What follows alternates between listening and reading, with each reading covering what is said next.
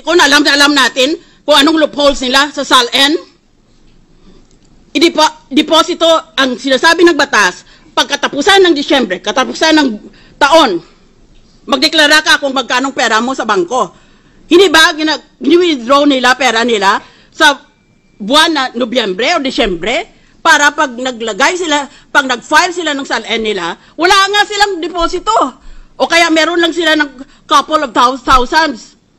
Kasi withdraw nila eh. Pag Enero, i-deposit nila uli.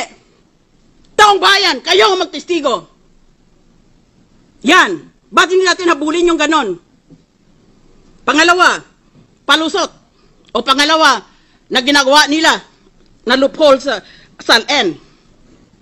Lahat ng pag-ari nila, real estate, bank accounts, iba pang pag-ari, nalagay sa ibang pangalan. Yan is very, very widespread. O di wala nga naman silang pag-ari. Dahil lahat, linagay na nila sa ibang pangalan. Kung bawal ang asawa at ang mga anak, dahil sa batas ay inspeksyonin pati yan, yung mga malapit sa kanila. Di doon sa mga malalayo na mga kamag-anak. O kaya maski hindi kamag-anak, sa kaibigan na pinagkakatiwalaan nila. What a hypocritical accusation.